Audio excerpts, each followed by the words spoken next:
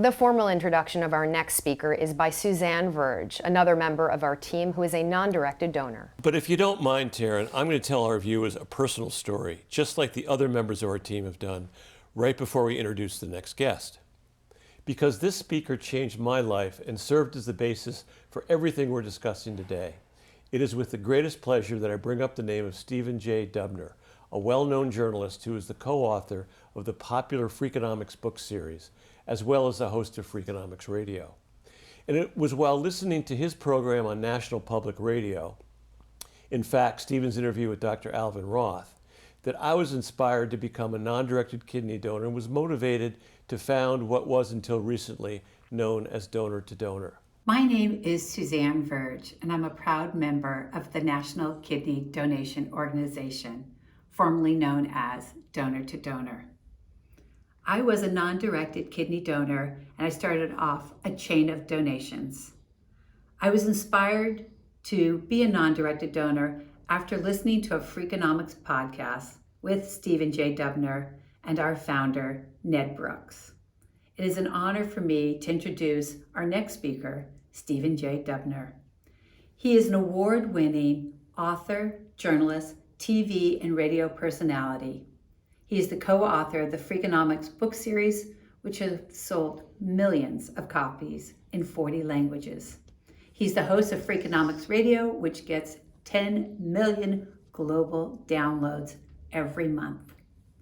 He has taught English at Columbia University, where he received his MFA, and he has also played in a rock band, which started at Appalachian State University, where he received his undergrad degree.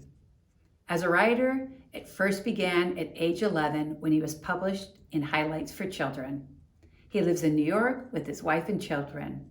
It is truly an honor to introduce Stephen J. Dubner. Stephen, you are a most accomplished individual in the art of communication.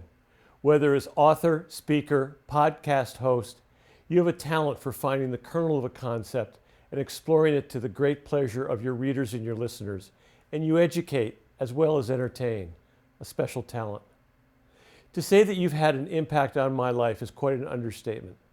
My wife and I were driving in our car 5 years ago when we heard your Freakonomics podcast with Professor Al Roth, the Nobel Prize winner whose work helped create something known as a kidney chain, where a living donor without a directed recipient can kick off a chain of transplants, thereby introducing the concept of leverage to transplant. When I heard that my one kidney could affect multiple transplants, I was hooked and donated my kidney shortly thereafter. And I was not the only one to be so affected by that podcast. I have since heard from many individuals who were motivated by Al's interview to become donors. Your podcasts span a wide range of topics connected to a lesser or greater degree by an economic sensibility. So let me start by asking you to talk about how you and your team gauge a story or theme as a worthy subject for a podcast. Thank you, Ned. First of all, thanks for doing this. I think this is an extraordinary effort, and I love that you're continuing to use the concept of leverage here to help more people. I would say that how we choose an idea is borderline random and unpredictable, which is to say that, I don't have a job. This is my job. It's not like I have to confine my thinking or confine my creative time to certain hours. One of the beauties of not having a job, I will admit, is not just not having a boss, which is big, but not having meetings, because I know that meetings are often necessary, often not. But I think there's sometimes a substitute for thinking, and I try to spend as much time as I can really thinking, keeping your mind open and available, whether you're reading, whether you're talking to other people, just basically constantly searching for ideas. And so the ideas that we try to do with Freakonomics Radio are ideas that are obviously true. We're nonfiction, so it's journalism. That's important. We're not just telling stories that happen to be appealing. I particularly look for ideas that are rooted in data and empirical way of thinking about the world. My favorite kind of subject to work on or episode to work on is one where I might read a paper and some researchers have found an academic finding that is just so interesting. You just want to know more and flesh it out and so on. But really the ideas come from anywhere. The one kind of cautionary component we always have is that it has to be truly interesting.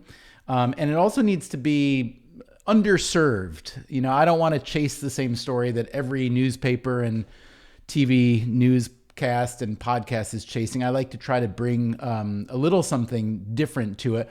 And then you have to like the idea enough that you're not going to get sick of it, because our podcast, even though we're a weekly show, typically the germination of an episode begins 2, 3, sometimes 6 months earlier. Then there's research, you're preparing for the interviews, you do the interviews, you rough cut, you write a script of narration around it. So you're with this material for a long time. So you better be truly interested in it, because you have to stay focused and attentive and creative up till the very end. So that's where the episode that you heard that inspired you to donate your kidney with Al Roth, I mean, that's a no-brainer. Al Roth is, in my opinion, a really wonderful thinker and doer. And those two don't often travel so well hand in hand. We know a lot of people who are great at rhetoric and they're not so good at execution. We know some people who are good at execution and not good at rhetoric, but if you can find that magic combo, that's really something. So that's that.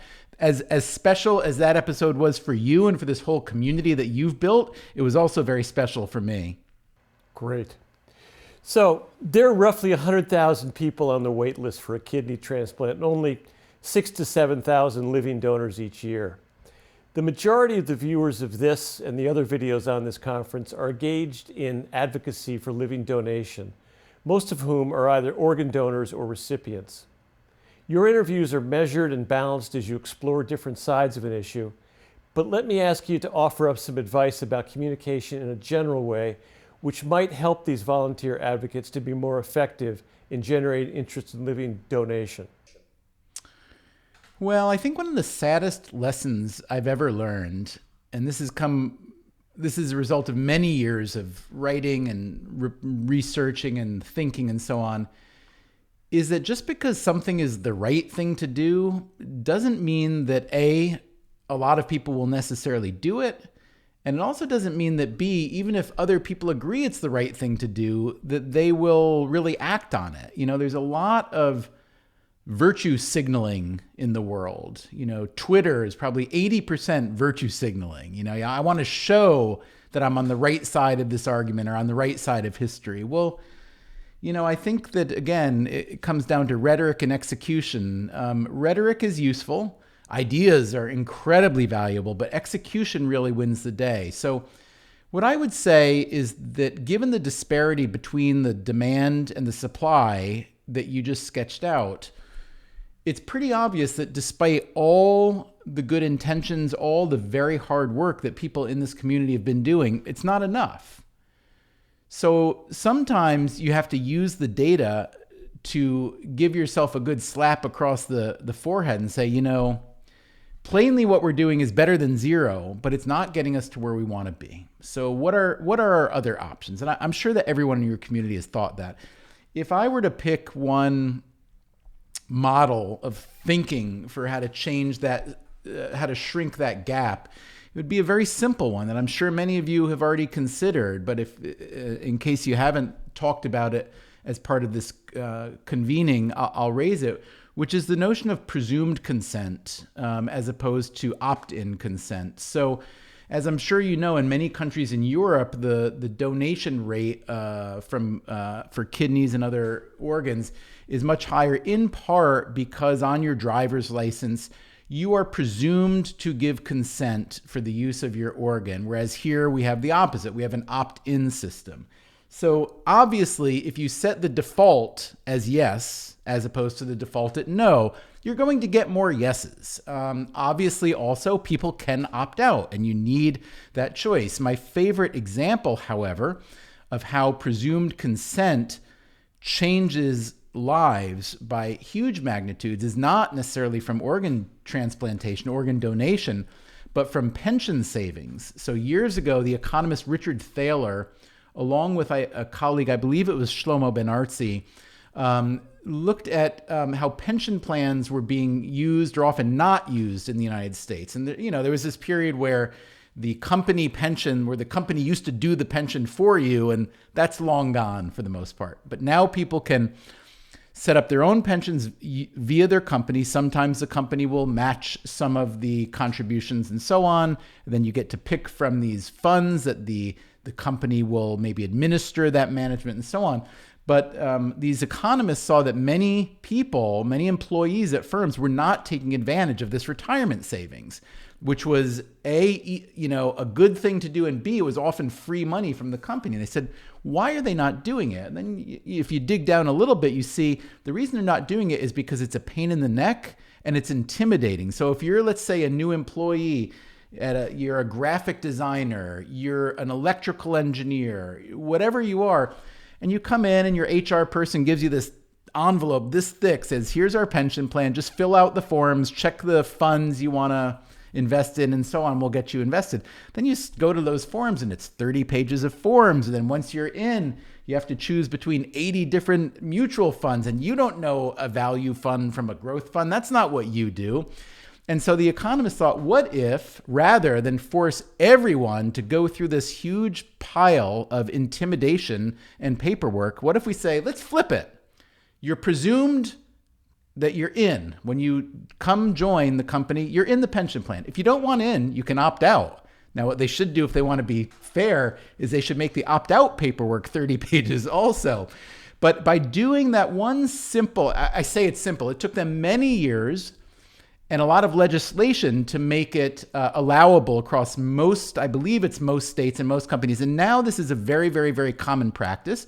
And the result is that millions and millions of people have now saved billions and billions, maybe trillions of dollars as a result simply of flipping the switch. So you can see why I think that's a powerful concept when applicable. And I would argue that in the case of of organ transplantation, until we get to better solutions, until technology and science obviate the need for donated organs, I think that trying to advocate for and legislate for presumed consent with, let's say, traffic fatalities is a good idea, a good contributor at least to this effort that trying to close that gap between the massive demand and the small supply. From what I understand, that's been quite successful in Europe.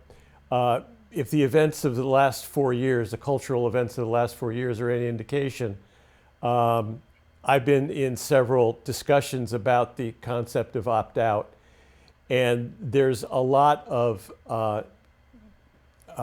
paranoia, shall we say, associated with many people about that concept, that they won't acknowledge the fact that I'm opting out.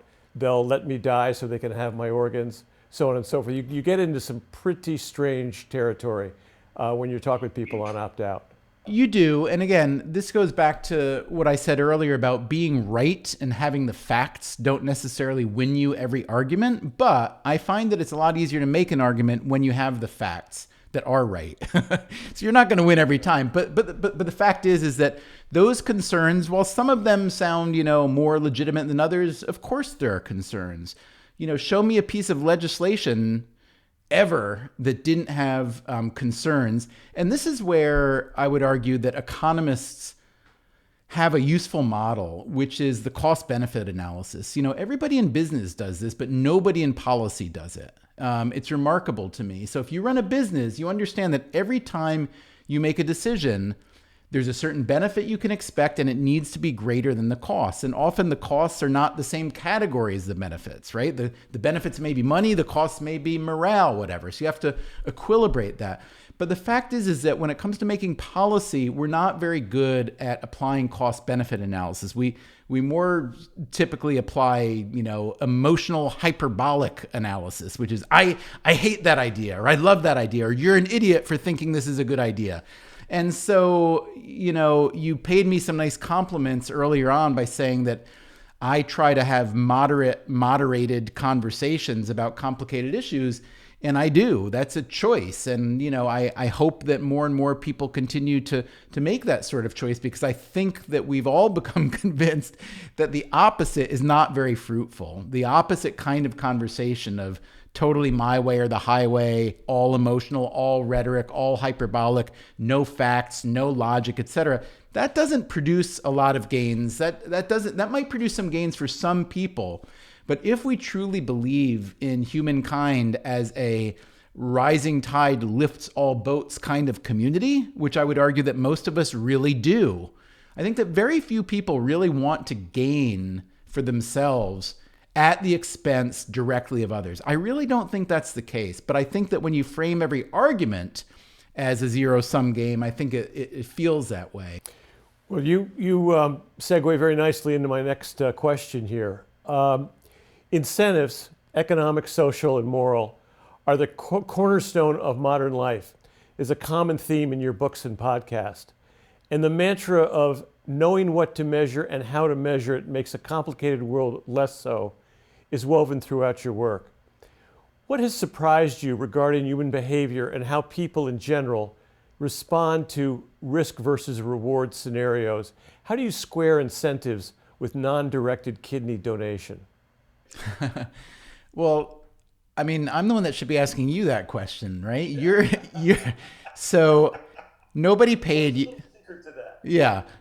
Well, I would say that the incentives to non-directed kidney donation are that at the end of the day, the kidney donor feels unequivocally that he or she has done the best thing he or she has ever done in their lives.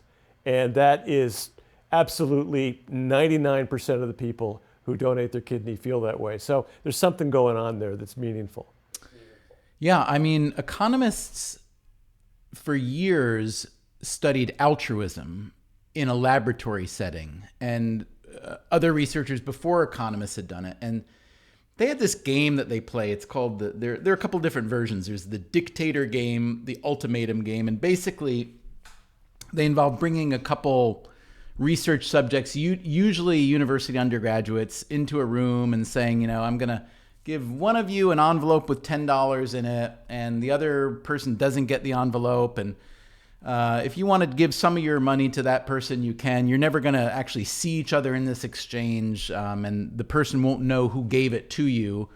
Or the person won't know that you were the one that did them the nice favor by giving them a few bucks. What would you like to do?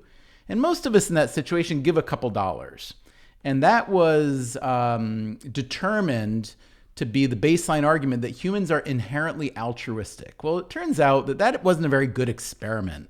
Turns out there are a lot of reasons why the average undergrad would give 2 out of his or her, let's say $10 in an envelope. First of all, it was a windfall, right? They didn't work for the money.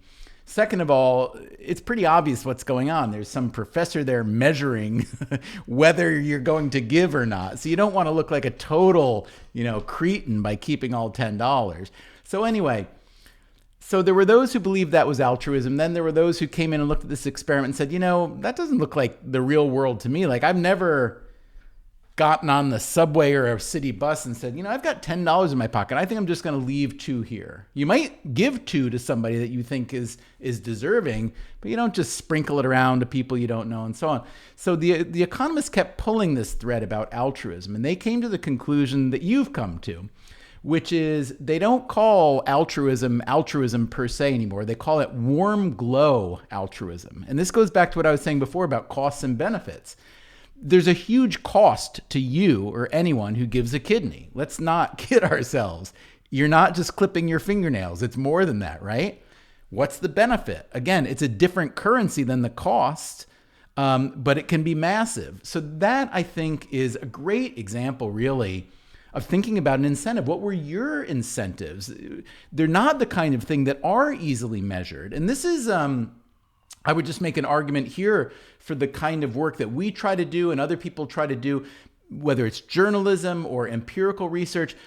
Some of it is science and some of it is art. This is the blending of psychology and theology and philosophy on the one side, and mathematics and economics and even physics on the other side. And it's really important to unite those two different streams, because we need to be empirical and we do need to measure, but we also can't leave out of the equation the human psyche and what makes us happy, what makes us sad, what makes us fearful. For many, many, many years, too many economists measured economic thinking only by dollars and maybe by time, but not by emotion and feeling. And that I think is changing now. But, it's incredibly important to recognize the variety of incentives that people respond to, and also the fact that it can be really hard to predict which incentives will work and which don't. We think we know the answer, but it's not always the case. I do want to ask you, Ned, I'm curious to know, it's been a couple of years since we spoke about the recipient of your kidney, Danielle. Do you have an update on Danielle? Yes, thank you for asking. When you and I spoke with Danielle for the first time, and I think it was February of 2016, she was doing very well. Shortly thereafter, probably a couple of months thereafter, I got word that the kidney that she had received from me was in the process of failing and ultimately did fail.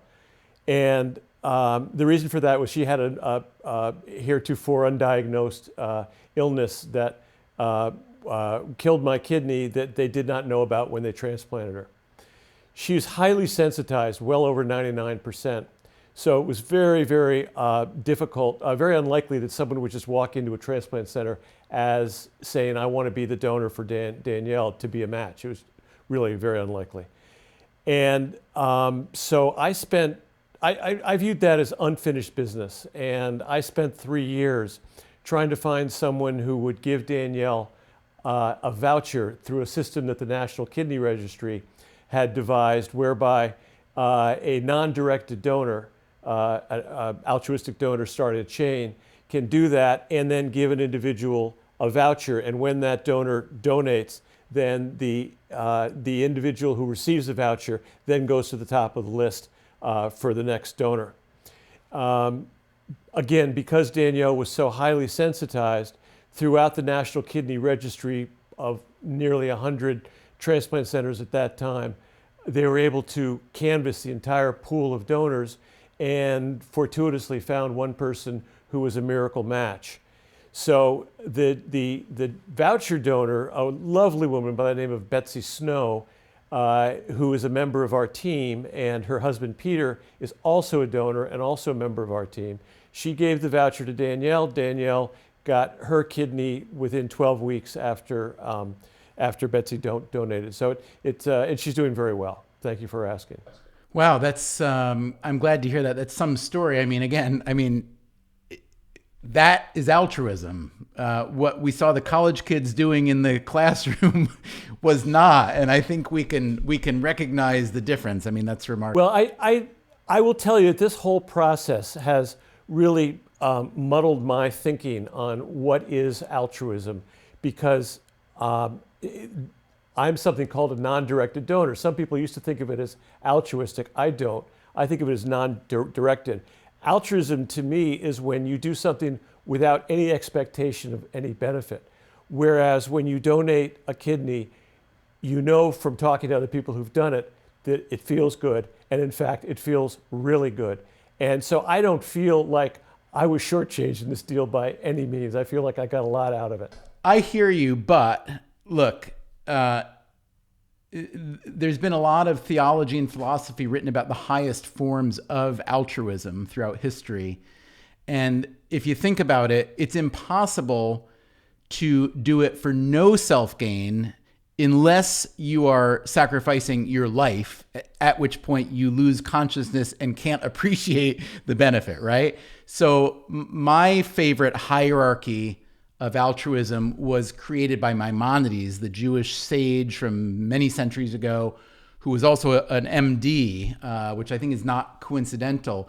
And if I have it right, and I may not, but if I have it right, he listed this hierarchy of altruism, and at the bottom of it, the least desirable form is the one where I give in order for people to understand that I'm altruistic, right? I'm going to give $1,000 to some organization and insist not just that my name be included in the program, but my name better be first, or else you don't get. Okay, so that's the worst. That's barely altruism. The highest form of altruism, however, if I recall correctly, was not to give money, not to give to a cause, was to provide employment for someone who was otherwise unemployed or maybe even unemployable.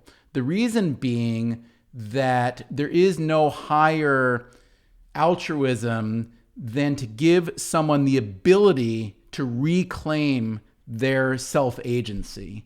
And I think that's a remarkable, again, we could debate this, whether that's actually the highest form of altruism. It's not for me to say. But I think that's an incredibly important and, for me, moving insight, because it really changes the dynamic between the giver and the recipient.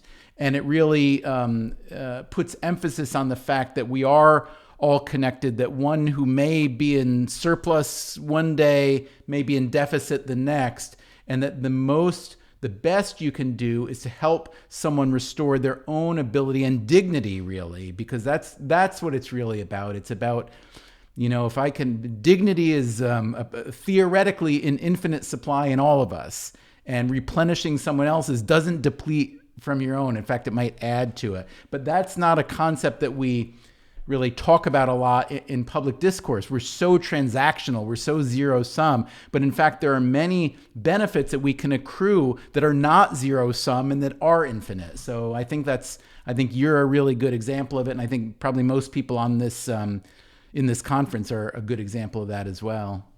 So, to get back to podcasts. Podcasts have exploded in popularity in the past few years, and the variety of subject matter is impressive. If my preferences are any indication, it seems that there is a first mover advantage to being one of the early ones. I have a stable of podcasts and limited time to hear them all, so it's becoming increasingly difficult to fit in a new one. Have you seen this as well, and what has been the effect on Freakonomics? Yeah, I mean, it's a good observation. The supply of podcasts is growing much faster than the demand for podcasts, even though the demand has grown quite well. I mean, the demand has actually grown a lot. We've been doing this about 10 years now. Overall demand, I actually don't have that number off the top of my head, but I will tell you overall supply. When we started Freakonomics Radio, 2010, I believe there were maybe between 50 and 80,000 podcasts, many of which were essentially repurposed radio shows and things like that. Now, as of today, there are the most recent number I saw is about 1.3 million. So somehow you would need to have a similarly exponential growth in demand as there is in supply, and that has not happened. So it is true that if you are your standard issue, let's say B+ celebrity or CEO or sports figure, and if you had started a podcast 5 years ago, especially 7 years ago, you could just waltz in, put out something mediocre at best, and pluck 100, 200,000 listeners just like that. It was kind of easy picking.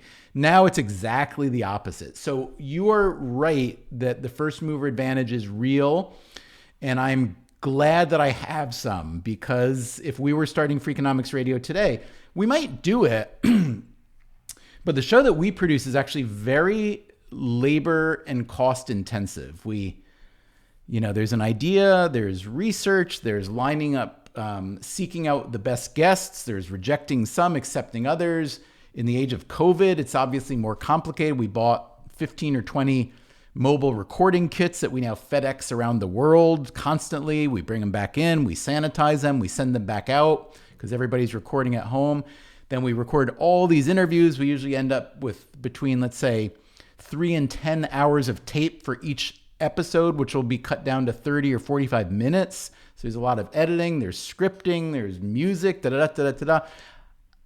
It's very hard to imagine that we would do that same intensity of production today, because it would just be financially impossible. There's no way I could get anyone to want to underwrite that unless I were to do it myself, and it would be very expensive. Because we were successful and are successful, we can afford to do that. So I consider that a great privilege and great fortune. You know, I look at 60 Minutes has been on the air, whatever, 190 years now. And I look at how well they use their resources. You know, they spend a lot of money to do the shows to do the episodes that they think are important. And I think, look, I think that's a very that's a high calling to do that. So we try to do something like that. We have started a few new podcasts that are creating what we call the Freakonomics Radio Network. We've got 2 fully operational. We've got another handful underway. And I'll tell you, it's a different universe. So if you have any clues as to how to appeal to listeners, you know, because really you are asking someone, if you want to listen to my new show, you kind of need to give up something else. Maybe it's another podcast, or maybe like you're not going to read to your kids in bed at night anymore. And I don't think that's the trade-off that we're expecting people to make. Well, Stephen, it has been far too long since we talked last. I cannot thank you enough for your time. It's always a pleasure to speak with you, and I'm a devoted Freakonomics listener and will continue to do so. Thank you for your time. It's my pleasure. I admire what you've done from, you know, beginning to end with this project, and I really appreciate your letting me participate in this gang. I do, and I wish everybody on this in this group the best of luck with everything. Thank you. And I also want to mention that sponsored organizations are playing a critical role in the success of this Volunteer Living Donor Advocacy Conference. And in that context, I'd like to highlight the valuable guidance and support we have received from CareDx, your partner in transplant care, as well as from Veloxis, Nora, Equinox, Vineyard Vines, VRL Eurofins, Brooks & Filatico, Oomph, Maritime Partners, and Sanofi Genzyme.